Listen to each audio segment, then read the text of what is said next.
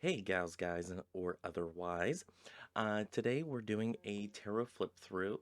This is Tarot Talk Tuesday, and today I'm going to be unboxing and reviewing the New Era Elements Tarot.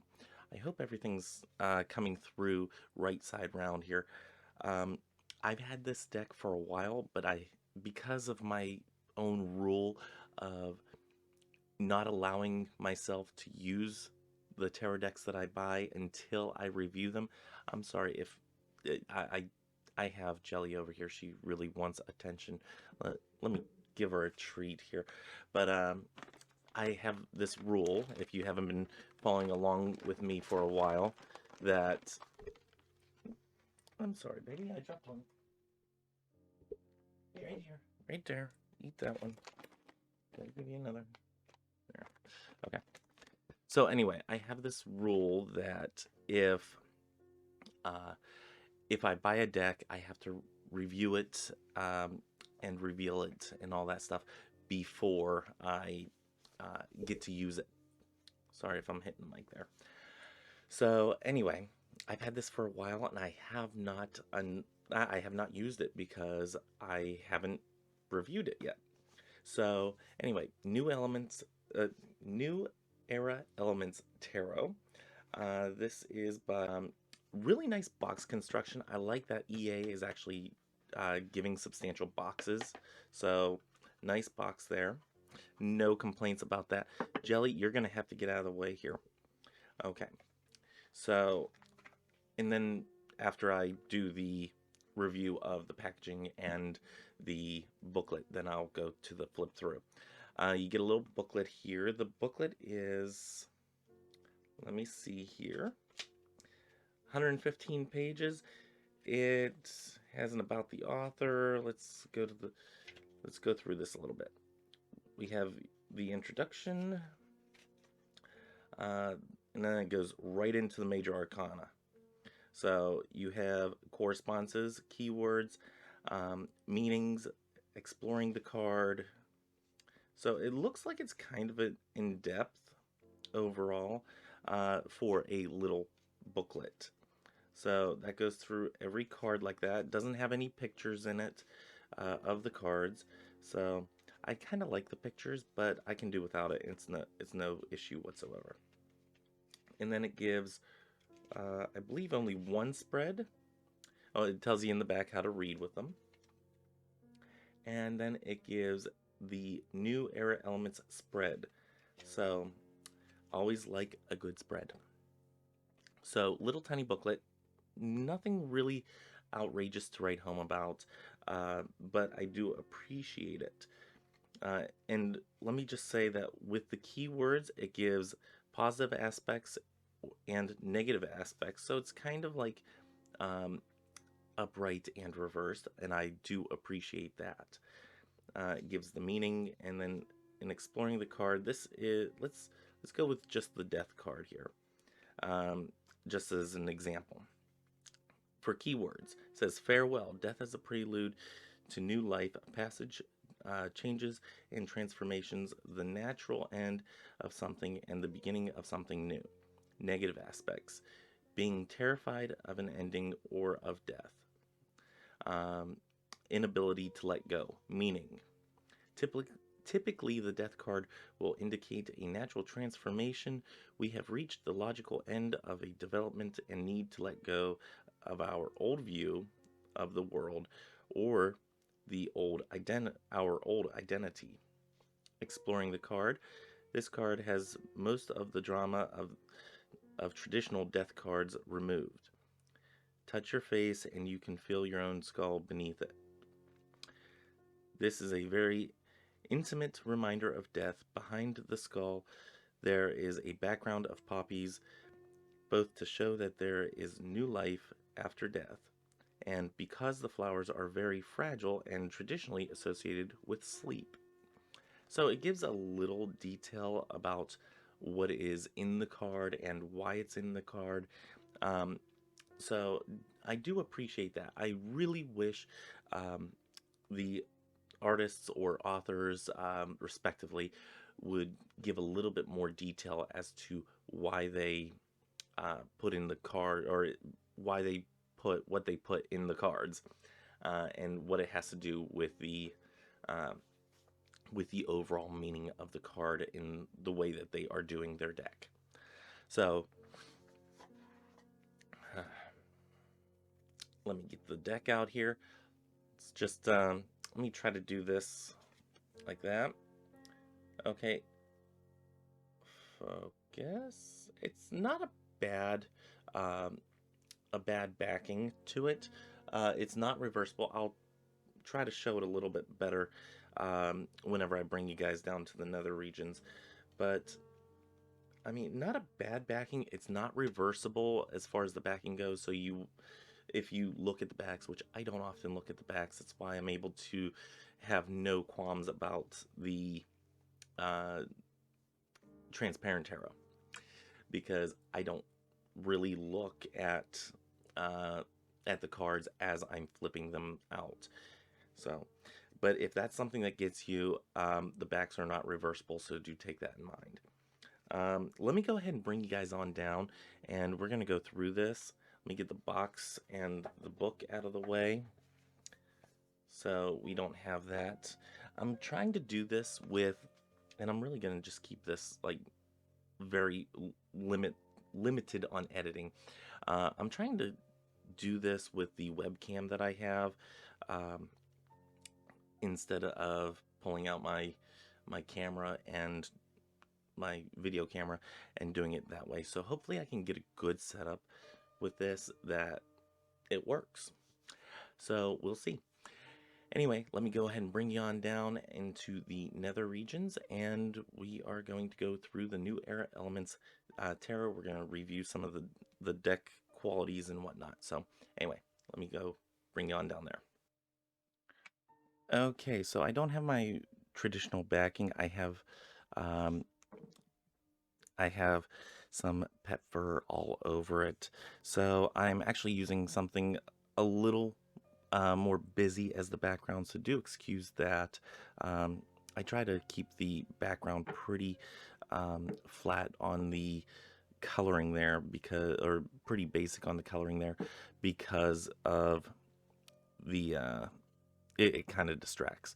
So anyway, going into the deck, you can see that the New Era Elements is actually thicker than the traditional Rider-Waite Smith, the quote-unquote traditional Rider-Waite Smith.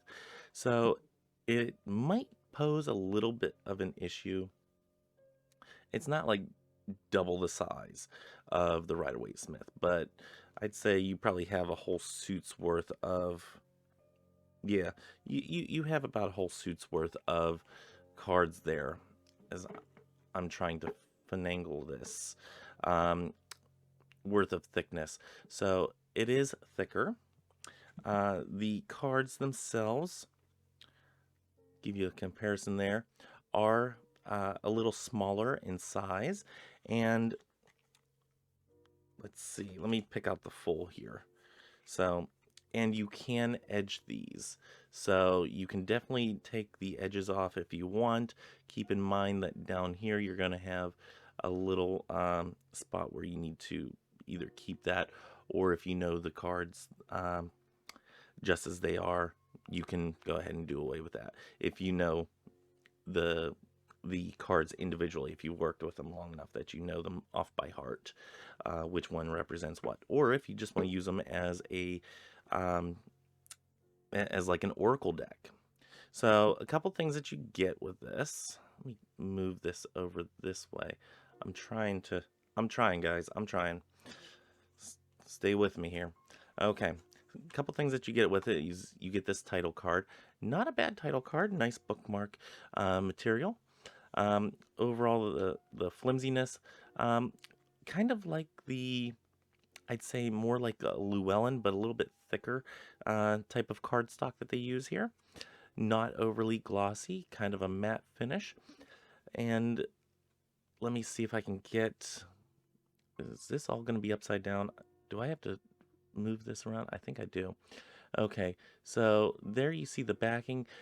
Really pretty background for the backing, the background itself, I really do like that. The center, the main focus of it, I kind of am okay with it. I don't have any issues with it, but I really wish it was reversible. Again, doesn't mean a lot to me whether it's reversible or not, so I'll just set that aside, and that'll become a bookmark for me. You also get, this is the spread that's in the book, and if you want to just stop and take a screenshot, there's a free spread for you. But looks like a good overall spread. Let me see how these are going to come out here, because yep, nope. Let me flip them around here. Do that. I didn't really test this out. This is the first time I'm trying this, so anyway, oh geez. And I'm trying to do it while looking at my computer screen. So let me go ahead and try this. So here we have, can we get it straight there? If I can get one straight, I can do them all. Because it's weird that my there we go. It's a little weird because my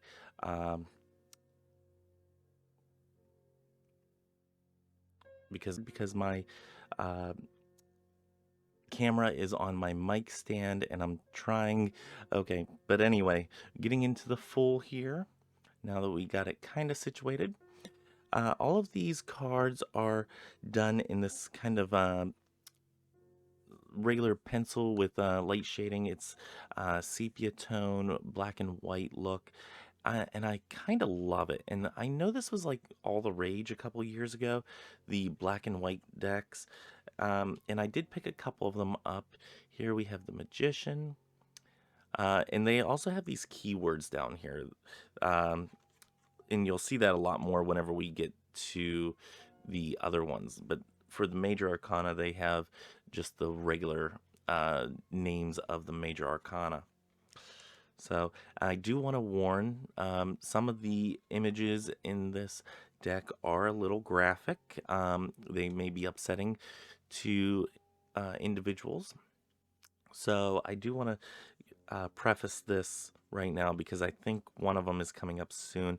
The Dalai Lama as a Hierophant. I love that representation.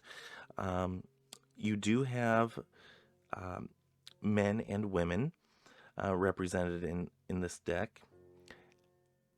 And you also have people of color represented in this deck. I really love that they did that. That is the Chariot. And what is... And that is... looks like some army vehicle of some sort. Looks like a Humvee or a tank or something like that. I haven't really looked that closely at these.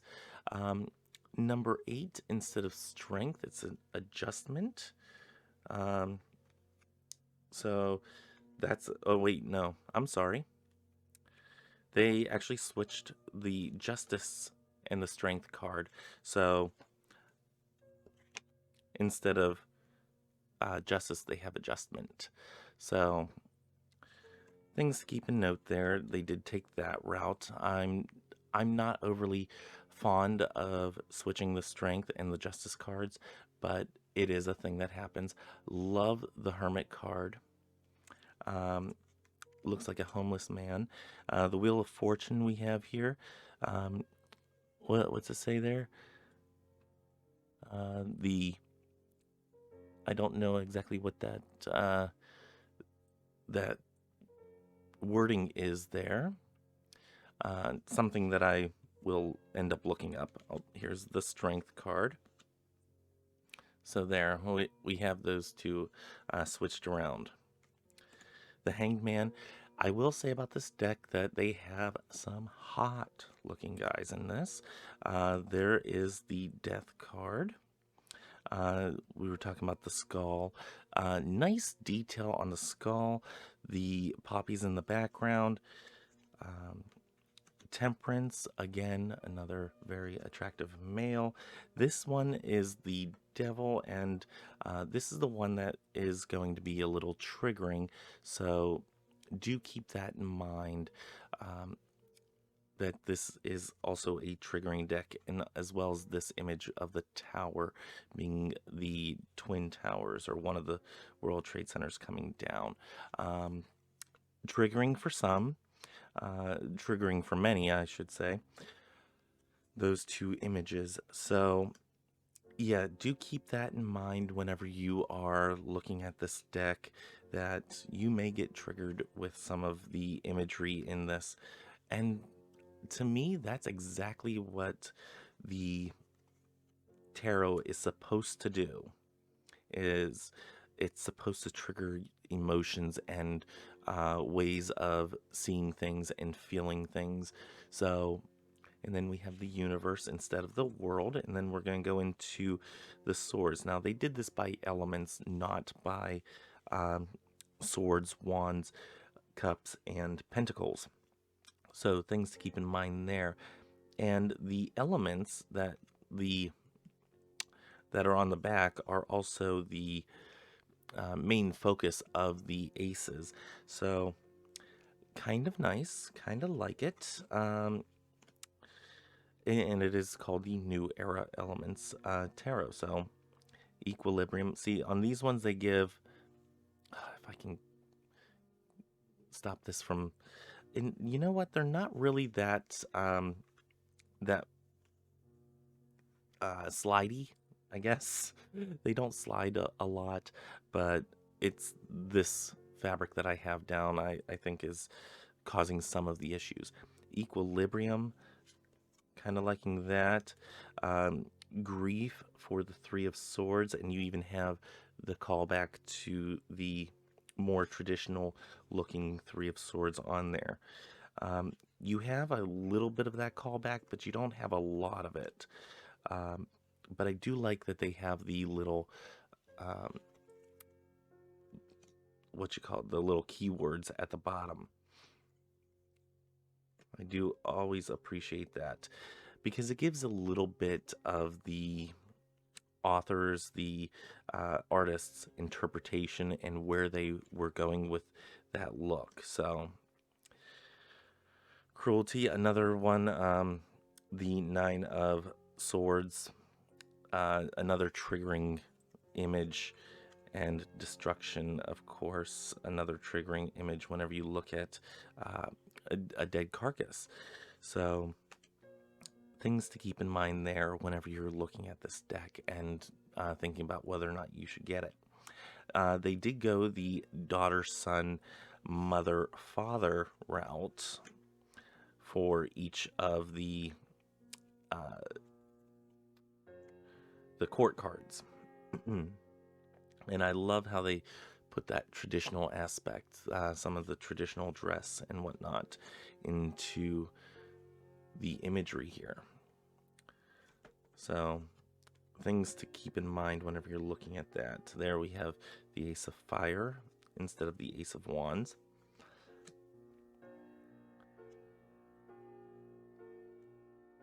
See, I don't see domination as part of the Two of Wands. That's not a connection I usually make.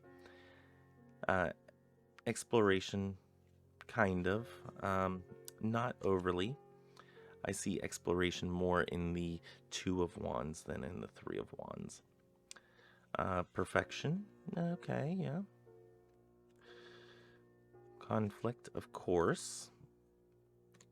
Victory, yes. Bravery.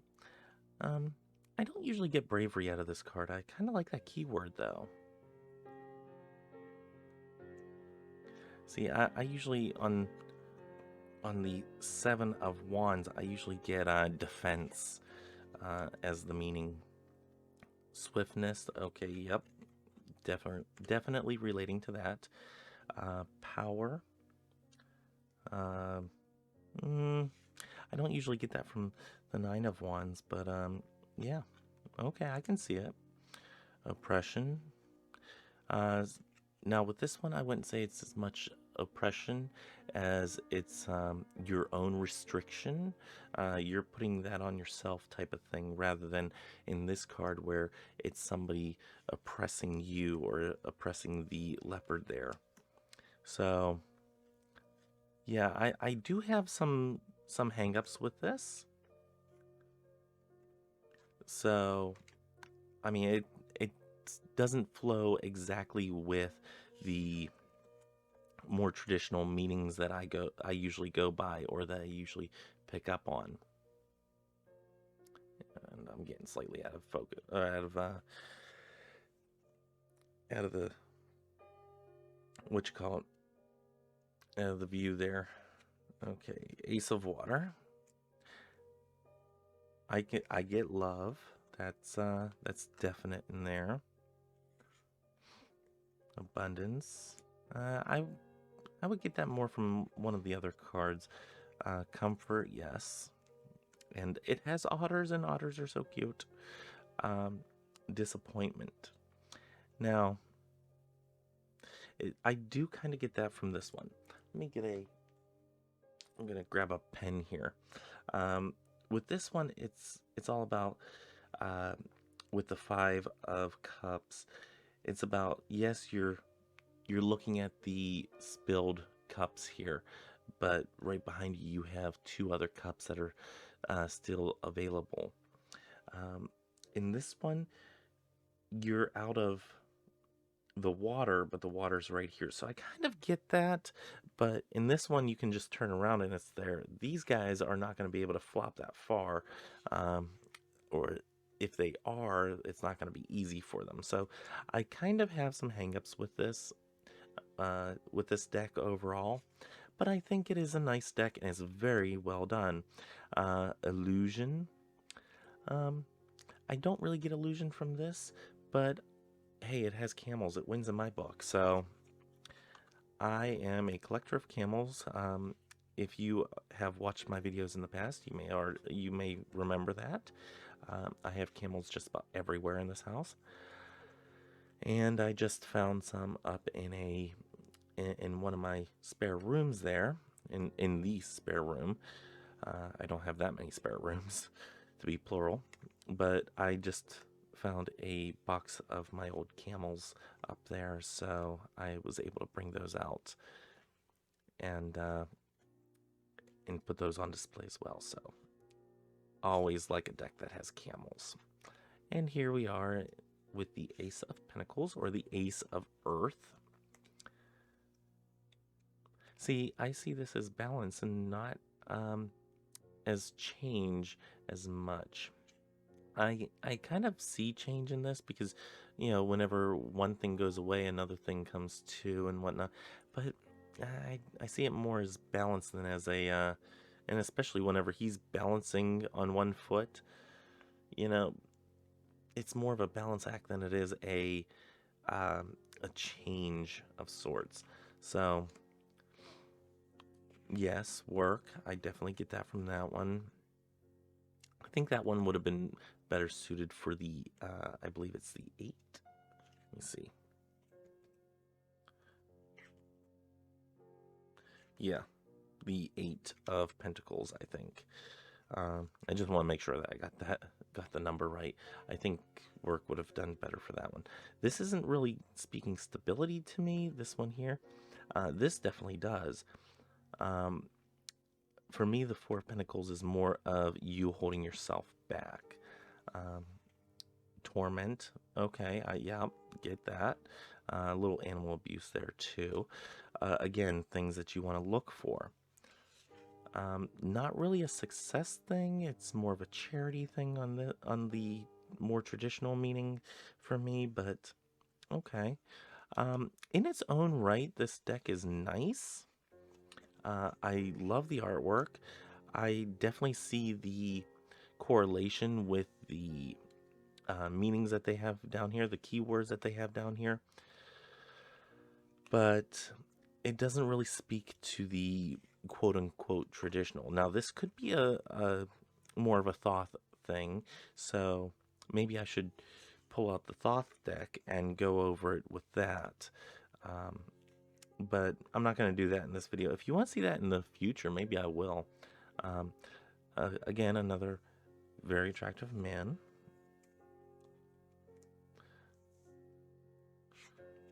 Yeah, this deck is good for the attractive men part. So, and you notice with the, let me get these out of the way. With the court cards, you don't have a lot going on whenever it comes to the court cards. You know, not much going on in the background at all. So to me, on this deck, it would be more of the, you know, this person embodies this. You have to kind of go with how they look and stuff like that. Maybe instead of it having a certain meaning, maybe this is a person that stands in, or is that this is a person in your reading, rather than a quality of that reading, you know, where you make the court cards a little bit more of a person than an idea or an archetype of sorts. See, even with the sword ones, not much going on in the background, not much going on, period. You have you know, the individuals holding stuff. You have the individuals dressed in certain garb, in certain ways, but you don't necessarily have a lot going on to glean meaning from. So, yeah. I don't know how I feel about that for the court cards.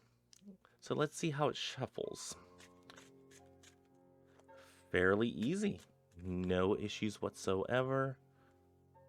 Let's go ahead and riffle it. Yep. Shuffles good. Shuffles great.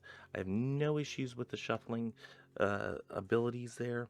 So I definitely do like this deck in its own right. Again, a little slidey, but not overly slidey. So it doesn't stick to itself, so that's a good thing. Let me go ahead and get the box out here. So again, that is the New Era Elements Tarot. I'm gonna go ahead and put these in the box.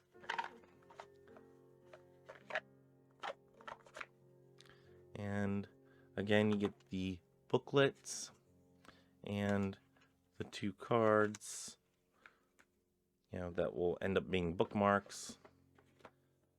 So there you go. This is the New Era Elements Tarot by Eleanor F. Piper, PhD. I don't think I mentioned the person's name at the beginning. And I just want to go ahead and read this off the back. Uniquely relevant and accessible, New Era Elements replaces the traditional symbolism of tarot with the images of 21st century global life. Piper's 4 tarot suits are explicitly connected to the 4 elements: fire, water, air, and earth, and the court cards represent 4 distinct world cultures. The 116-page book, they say 116, it's only numbered to 115, but it also has a title page. So there you go. Companion booklet will help the reader interpret the meanings behind each of these exquisitely drawn contemporary cards. They are wonderfully drawn. I have no issues with the artwork. It evokes meaning or emotions and meanings behind those. It has the keywords there, so if you're not familiar with it, you can easily use this. I think this is pretty much an out-of-the-box and go type of thing in its own right. If you work with the more traditional tarot reading styles and whatnot and meanings, this might not be the best deck for you, but I'll let you make that decision. So that is my review for the New Era Elements Tarot. And until next time, may you have love, hugs, and ladybugs. Bye-bye.